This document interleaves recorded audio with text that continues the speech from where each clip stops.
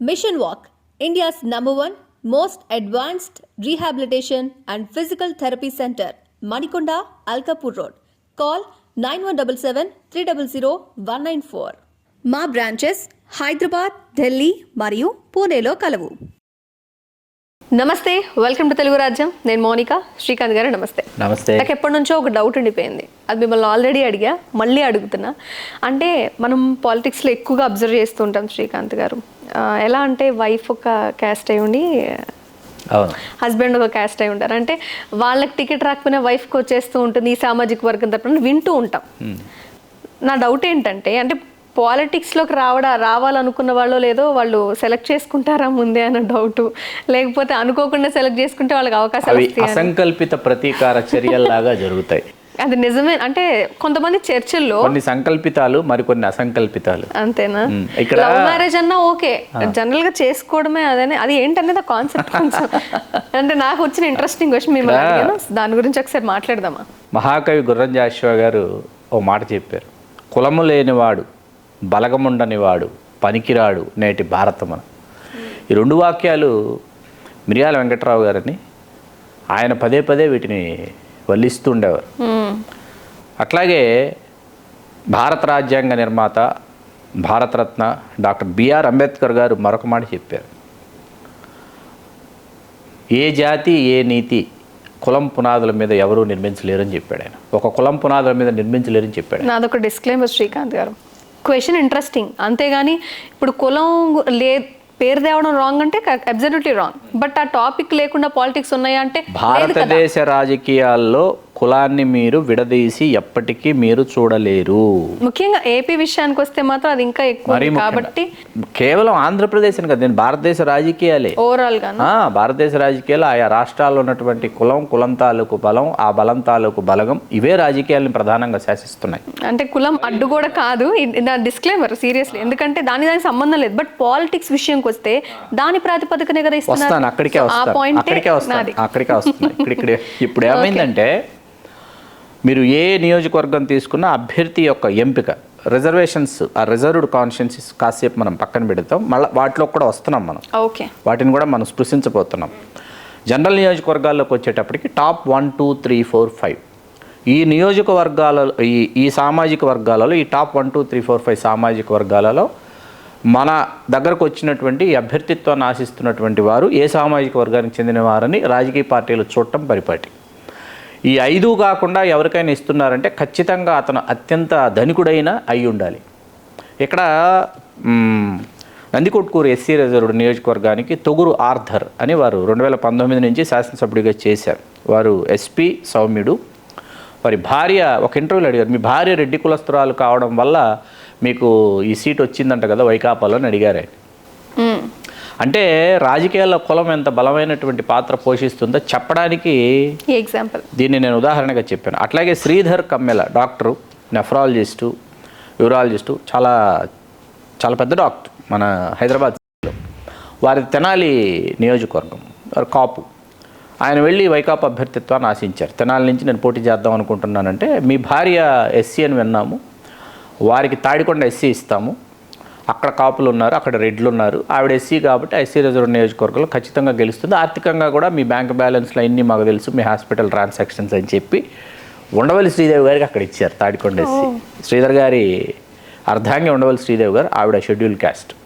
ఇప్పుడు నగిరి అని ఒక నియోజకవర్గం ఉంది. నగిరి నియోజకవర్గానికి వెళితే ఏమవుతుందంటే, నగిరి నియోజకవర్గంలో ఆర్కే రోజా గారు రెడ్డి కులస్తురాలు. కానీ ప్రచారంలో ఏమని చెప్తారంటే, వాళ్ళ భర్త ఎవరో తెలుసా, దర్శకులు సెలవమణి గారు, ఆర్కే సెలవమణి గారు మొదలియార్. ఆవిడ భర్త మొదలియార్ వైఫ్, మొదలియార్ పొండాట్టి ఇవందా, అంటే మొదలియార్ భార్య ఈమె అని చెప్పి, అక్కడ భాష తమిళనాడు సరిహద్దు కాబట్టి మొదలియార్ పొండాట్టి ఇవందా అని చెప్పి రోజా గారిని చూపిస్తారు. 30,000 ఓట్లు ఉన్నాయి మొదలియార్ల ఓట్లు నగిరి నియోజకవర్గంలో. ఇక్కడ అట్లాగే విడుదల రజనీ గారు, ఆవిడ బీసీ, ఆవిడ భర్త కాపు. ఇట్లా మనం ఒకసారి ఏమంటారు ఆ పట్టికని ఒకసారి పరిశీలిస్తే ఏంటంటే, చాలా అత్యంత ఆశ్చర్యకరమైన, ఆసక్తికరమైనటువంటి శ్రీకాంత్ గారు ఏమేం టాపిక్స్ అంటే ఆల్రెడీ ఉన్న వాళ్ళవా, లేకపోతే ఆల్రెడీ ఉన్నవాళ్ళవి, లేని వాళ్ళవి కాదు, ఉన్నవాళ్ళవే. పొలిటికల్ గా అంటే లేదు ఉండండి, చూడండి నెల్లిమర్లలో జనసేన అభ్యర్థిగా పోటీ చేస్తున్నటువంటి లోకం మాధవి గారు, ఆవిడ బ్రాహ్మణ, భర్త ఏమో కాపు, లోకం ప్రసాద్ గారు. పాయకరావుపేట ఎమ్మెల్యేగా పోటీ చేస్తున్నటువంటి వంగలపూడి అనిత గారు, పాయకరావుపేట ఎస్సీ రిజర్వ్డ్ నియోజకవర్గం, ఆవిడ ఎస్సీ, భర్త కాపు. తర్వాత రంపచోడవరం నుంచి ఎస్టీ నియోజకవర్గం నుంచి బరిలో ఉన్నటువంటి నాగులపల్లి ధనలక్ష్మి గారు, భర్త అనంతబాబు గారు, కాపు, ఎమ్మెల్సీ. తర్వాత గుంటూరు పశ్చిమ నుంచి ఇందాక మనం చెప్పుకున్న విడుదల రజనీ గారు, ఆవిడ బీసీ, భర్త కాపు. పీగన్నవరం శాసనసభ్యులుగా పోటీలో ఉన్నటువంటి విప్పర్తి వేణుగోపాల్, అది ఎస్సీ రిజర్వ్డ్ కాన్స్టిట్యున్సీ, భార్య కాపు కులస్తురాలు. అనకాపల్లి ఎంపీగా కూటమి అభ్యర్థి ఎవరు, సీఎం రమేష్ గారు, వారి భార్య కమ్మవారు, అతనికి ఆమె సామాజిక వర్గం, అంటే భార్య సామాజిక వర్గం. సీఎం రమేష్ గారి భార్య కమ్మ కావటం ఆయనకి ఒక సోపానంలాగా ఉపయోగపడిందని రాజకీయ విశ్లేషకులు భావిస్తారు. అలాగే మన భీమిల్ నుంచి పోటీలో ఉన్నటువంటి తెలుగుదేశం పార్టీ అభ్యర్థి గంటా శ్రీనివాసరావు గారు, అర్ధాంగి, కమ్మ. సింహాద్రి రమేష్ బాబు గారు, ప్రస్తుత అవనిగడ్డ శాసనసభ్యులు, వారి భార్య కమ్మవారు. విజయవాడ సెంట్రల్ నుంచి తెలుగుదేశం పార్టీ అభ్యర్థిగా బరిలో ఉన్నటువంటి బొండా ఉమామహేశ్వరరావు గారు, అర్ధాంగి, కమ్మవారు. అరకు ఎంపీగా పోటీ చేస్తున్నటువంటి భారతీయ జనతా పార్టీ అభ్యర్థి కొత్తపల్లి గీత గారి భర్త గారు, కమ్మవారు. పలాస నుంచి శాసనసభ్యురాలిగా తెలుగుదేశం పార్టీ అభ్యర్థిగా పోటీలో ఉన్న గౌతు శిరీష గారు, ఆవిడ గౌతు శిరీష గారు కల్లుగీత, బీసీ కులస్తురాలు, భర్త కమ్మవారు. తుని నుంచి ఎమ్మెల్యేగా పోటీలో ఉన్నటువంటి తెలుగుదేశం పార్టీ అభ్యర్థి యనమల దివ్య గారు, భర్త కమ్మవారు. గుంటూరు పశ్చిమ అభ్యర్థిగా ఉన్నటువంటి తెలుగుదేశం పార్టీ అభ్యర్థి పిడుగురాళ్ల శిరీష గారు, వారు బీసీ, భర్త కమ్మవారు. ఇందాక రోజా గారి గురించి చెప్పుకున్నాం, భర్త ఆర్కే సెలమణి గారు మొదలయ్యారు. అమలాపురం శాసనసభ్యుడిగా పోటీలో ఉన్నటువంటి పినిపే విశ్వరూప్ గారు, ఎస్సీ రిజర్వ్డ్ నియోజకవర్గం, వారి షెడ్యూల్ క్యాస్టు, భార్య రెడ్డి కులస్తురాలు. వారు ఇంకొక అడుగు ముందుకేసి కుమారుడికి కృష్ణారెడ్డి అని పేరు పెట్టుకున్నారు అనమాట, పినిపే కృష్ణారెడ్డి గారు వారి పేరు. ఇక ఏలూరులో పోటీలో ఉన్నటువంటి ఏది ఎంపీ సెగ్మెంట్ కారుమూరి సునీల్ కుమార్, యాదవ సామాజిక వర్గం, వారి భార్య రెడ్డి కులస్తురాలు. కాబట్టి వైకాపాలో వారికి అవకాశం వచ్చింది. ఇందాక మొత్తం తెలుగుదేశం జాబితా, ఇప్పుడు వైకాపా జాబితా. అక్కడ మొత్తం కమ్మ వాళ్ళు ఉన్నారు, ఇప్పుడు మొత్తం రెడ్లు వస్తున్నారు. బాగా మీరు పరిశీలించండి. అదే లిస్ట్ ని కొంచెం కంపేర్ చేసుకోవడం కష్టమే శ్రీకాంత్ గారు. గుడివాడ శాసనసభ్యుడిగా పోటీలో ఉన్నటువంటి తెలుగుదేశం పార్టీ అభ్యర్థి వెనుగళ్ల రాము గారు, వారు కమ్మవారు, వారి అర్ధాంగేమో వారు డాక్టరు, వారు ఎస్సీ షెడ్యూల్డ్ క్యాస్ట్. ఇక పెనుగొండ నుంచి పోటీలో ఉన్నటువంటి మా మంత్రి ఉషశ్రీ చరణ్ గారు, వారు బీసీ, భర్త రెడ్డి గారు. ఇక చంద్రగిరి నుంచి పోటీలో ఉన్న పులివర్తి నాని గారు, వారు కమ్మ, భార్య రెడ్డి కులస్తురాలు. ఆ కమ్మారెడ్డి ఈక్వేషన్లో వారికి అక్కడ ఆ స్థానం కేటాయించారని నాకు అర్థమవుతుంది. ఇంకా నారాయణ స్వామి గారని మాజీ ఎమ్మెల్యే వారు, అట్లాగే తిప్పేస్వామి గారు, శివప్రసాద్ గారు, ఏది శివప్రసాద్ గారు అంటే మన సినిమా నటులు, నిర్మాత, దర్శకులు కూడా, డాక్టర్ ఎన్ శివప్రసాద్ గారు. తర్వాత వీళ్ళందరి భార్యలు, వాళ్ళ అర్ధాంగులు ఎవరైతే ఉన్నారో వాళ్ళు రెడ్డి కులస్తులు కావడంతో రాజకీయం ఎవరి చేతిలో ఉందో మనకి ఇక్కడ అర్థమైపోతుంది. అట్లాగే సింగనమల ఎమ్మెల్యేగా మొన్నటి వరకు పనిచేసినట్టు జొన్నలగడ్డ పద్మావతి భర్త, మనం దాని గురించి చాలా విశ్లేషణాత్మకమైనటువంటి వీడియో ఒకటి చేసాం. ఏది ఆవిడ ఏలూరు సాంబశివరారెడ్డి గారి అర్ధాంగి.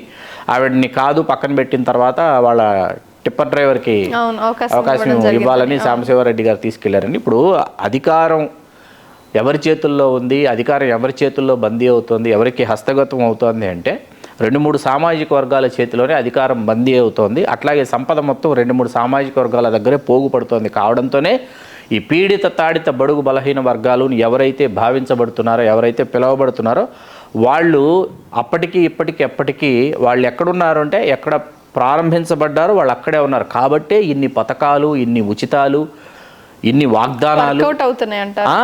ఇంకా ఇప్పుడు సోషలిజం ఏం చెప్తుందంటే ఆర్థిక సమానత్వం. సోషలిజం అంటే ఆర్థిక సమానత్వం. ఈ ఆర్థిక సమానత్వం రావాలని కోరుకున్నటువంటి సోషలిస్టు ఉద్యమ నిర్మాతలు కావచ్చు, సోషలిజం కావచ్చు, సోషలిస్ట్ మూమెంట్ కావచ్చు, ఇది సమాజంలో ఉన్నటువంటి అన్ని సామాజిక వర్గాల వారు, సమాజంలో ఉన్నటువంటి అన్ని సమూహాల వారు ఆర్థికంగా, సామాజికంగా, రాజకీయంగా, సాంస్కృతికంగా వారు విద్యావకాశాల పరంగా కూడా సరిసమాన స్థాయిలో ఎవరి జనాభా దామాష ప్రకారం వారికి అందాల్సినటువంటి ఫలాలు అందినప్పుడు ఏంటంటే సమతుల్యత అనేది సాధ్యమవుతుంది. ఇప్పుడు ఈ అసమతుల్యత వల్ల ఏమైపోతుందంటే కేవలం చరిత్రలోకి ఒకసారి మనం వెనక్కి తిరిగి చూస్తే మనకు స్వాతంత్రం వచ్చిన తర్వాత కొన్ని సామాజిక వర్గాలు మాత్రమే ఎందుకు అందనంత ఎత్తులో ఆసీనులు అయ్యి ఉన్నారు, కొన్ని సామాజిక వర్గాలు ఎందుకు దశాబ్దాల తరబడి ఆ సామాజిక వర్గాలు ఇంకా ఇంకా ఇంకా అధపాతాళంలోకి అణగదొక్కబడుతున్నారన్న విషయానికి సంబంధించినటువంటి ఆ మూల సూత్రం ఏదైతే ఉందో అది అర్థమైపోతుంది.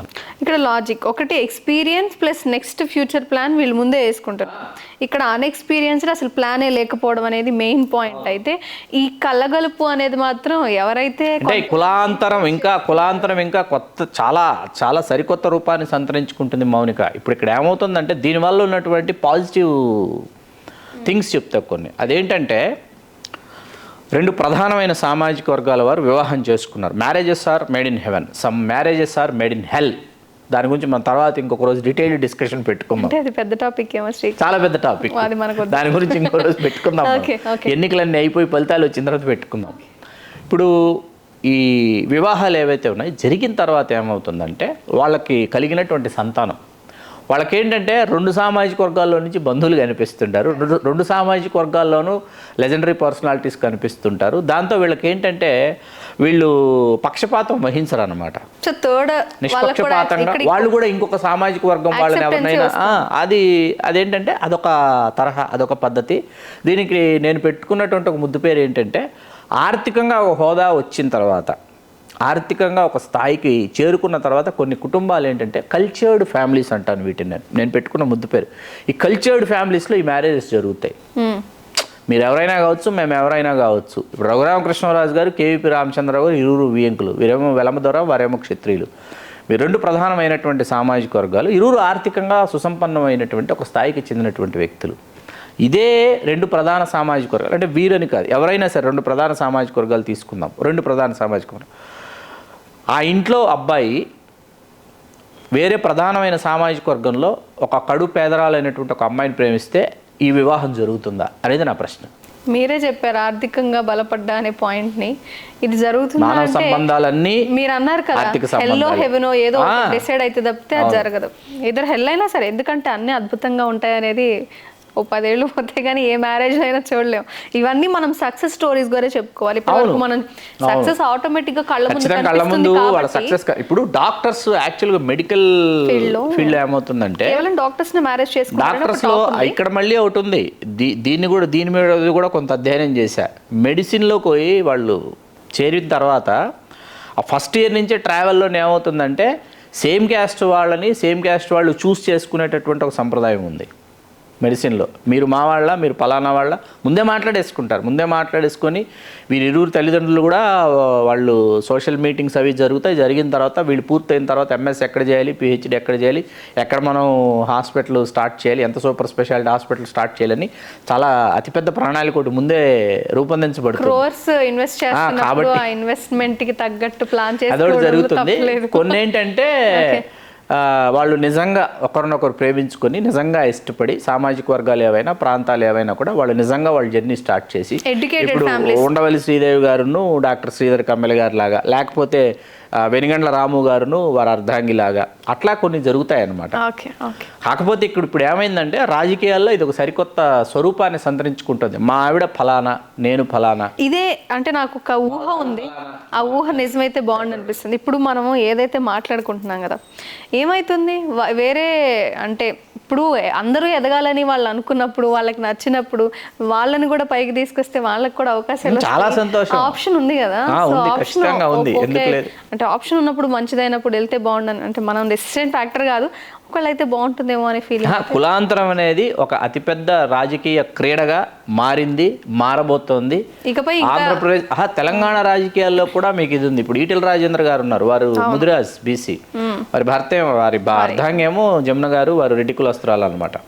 ఆ మధ్య మొత్తం రెడ్డి జన సంక్షేమ సంఘం లాగా వారి చుట్టూ ఒక కోటరీ తయారైన తర్వాత వారు ముఖ్యమంత్రి అయిపోతారని, వారు భారసాన్ని వీడి భాజపాలోకి వచ్చి తెలిసిందే కదా మనకు, భారతీయ జనతా పార్టీ ఇక్కడ అద్భుతాలు సృష్టిస్తే ఇక్కడ అప్పటికే భారతీయ జనతా పార్టీలో తెలంగాణలో వెనుకబడిన తరగతులు అని చెప్పి బండి సంజయ్ గారు ఒకవైపు, ధర్మపురి అరవింద్ గారు ఒకవైపు, ఇంతమంది వరుసలో ఉంటే వీరి అదనపు అర్హత ఏంటంటే మా భార్య రెడ్డి కాబట్టి మా రెడ్డి జన సంక్షేమ సంఘంలాగా మిగతా వాళ్ళందరూ కూడా నాన్నే మద్దతు నాకే వస్తుంది కాబట్టి ఖచ్చితంగా నేనే ముఖ్యమంత్రి అభ్యర్థిని ఈటెల రాజేంద్ర గారు తనకు తాను ప్రకటించుకున్నటువంటి సందర్భాలు కూడా ఉన్నాయన్నమాట. అట్లా బీసీ రెడ్డి కాంబినేషన్ తెలంగాణ రాజకీయాల్లో కూడా ఉంది, లేదని కాదు. చాలామంది ఇక్కడ కూడా ఉన్నారు. దీని గురించి కూడా ఒకరోజు మనం చాలా సుదీర్ఘమైనటువంటి ఒక విశ్లేషణ పెడదాం. ఓకే శ్రీకాంత్ మీకు ఇక్కడ ఇది ముగించే ముందు ఏంటంటే ఇక్కడ మరి ఒక ముఖ్యమైన విషయం చెప్పాలి.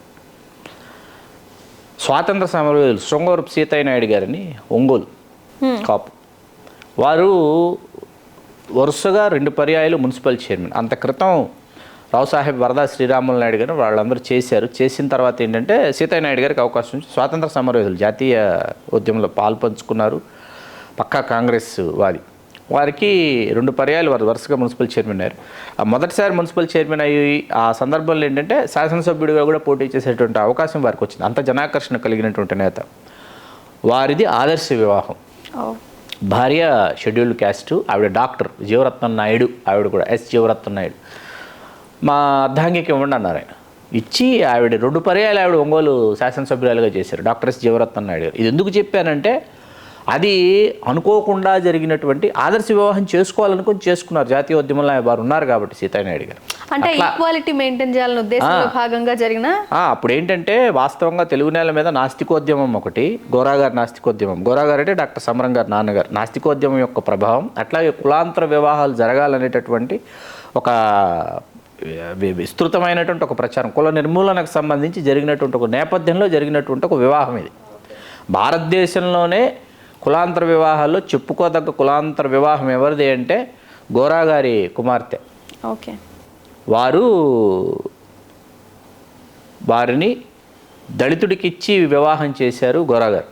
అర్జునరావు గారు వారి పేరు. ఎందుకు ఇచ్చారు, ఎలా ఇచ్చారు అంటే కులాంతర వివాహాల గురించి గోరాగారు పదే పదే ప్రచారం చేస్తూ వారు సభలు సమావేశాలు నిర్వహిస్తుంటే స్వయంగా మహాత్మా గాంధీ గారు వారిని ప్రశ్నించారు.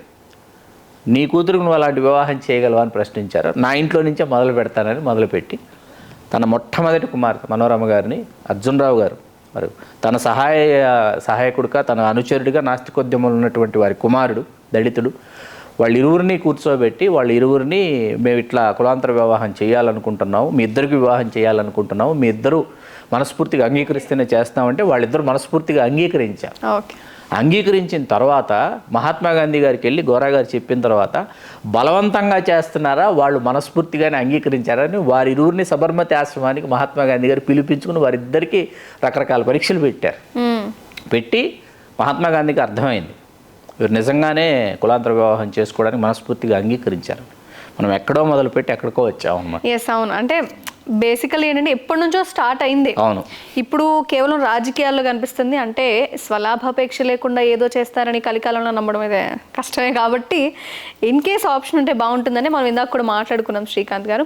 ఎనీవే, ఒక పాజిటివ్ వైపు వెళ్తుందంటే అది మంచి విషయం. ఎక్కడైనా పాజిటివ్ నెగిటివ్ ఉంటాయి కాబట్టి ఓకే, ఇది ఒక casual plus political mixed topic Srikanth గారు. ఎనీవే, నాకు వచ్చిన డౌట్ని నేను మీకు కూడా చాలా మందికి ఈ డౌట్ వచ్చే ఉంటుంది, నిజంగా ఇలా జరుగుతాను ఉన్న వాళ్ళు ఎవరైనా డౌట్ మీలో. నాకైతే ఆ డౌట్ లేదు. మొత్తానికి లిస్ట్ అయితే శ్రీకాంత్ గారు క్లియర్గా చెప్పారు. సో ఇప్పుడు పార్టీస్లో ఎవరైతే అలా ఉన్నారో అండ్ వాళ్ళకి అవకాశాలు వచ్చాయా అంటే ఆ లిస్ట్ బట్టి మీరే అర్థం చేసుకోవాలి. లిస్ట్ ఇవ్వడం వరకే మా బాధ్యత, అంతే కదా Srikanth? So thank you Srikanth గారు, నా క్వశ్చన్కి కొంచెం ఇంట్రెస్ట్ ఇచ్చినందుకు. సో మీకు కూడా ఈ క్వశ్చన్ ఇంట్రెస్టింగ్గా ఉంటే మాత్రం ఖచ్చితంగా comment below. And thanks for watching. Keep watching Telugu రాజ్యం. నమస్తే, నేను మోనిక. తెలుగు రాజ్యం ఇక ఊరూరా రాబోతోంది. దినదిన ప్రవర్ధమానమవుతున్న తెలుగు రాజ్యం ఛానల్కు 2 తెలుగు రాష్ట్రాల్లోని 42 లోక్సభ నియోజకవర్గాల నుంచి న్యూస్ కాంట్రిబ్యూటర్స్గా వ్యవహరించడానికి యువతను ఆహ్వానిస్తోంది. జర్నలిజం పట్ల ఆసక్తి, కనీస సామాజిక రాజకీయ పరిజ్ఞానం, స్థానిక పరిస్థితులపై మంచి అవగాహన, స్థానిక పరిచయాలు, గౌరవప్రదమైన జీవనం ఉంటే సరికొత్త సామాజిక విప్లవంలో మీరు కూడా భాగస్వాములు కావచ్చు. మీ అంతరంగాన్ని ఆవిష్కరించవచ్చు. ప్రతి లోక్సభ నియోజకవర్గ పరిధిలో 2కి అవకాశం ఉంటుంది. 30 నుంచి 35 ఏళ్ల మధ్య వయస్కులై జర్నలిజం పట్ల అభిరుచి, ఆసక్తి కలిగిన యువకులు తమ వివరాలు, జీవన విధానం, ఆసక్తి గల ప్రాంతం, పాస్పోర్ట్ ఫోటోతో కలిపి ఈ దిగువన నంబర్కు వాట్సాప్ చేయొచ్చు. నంబర్ 8125150555.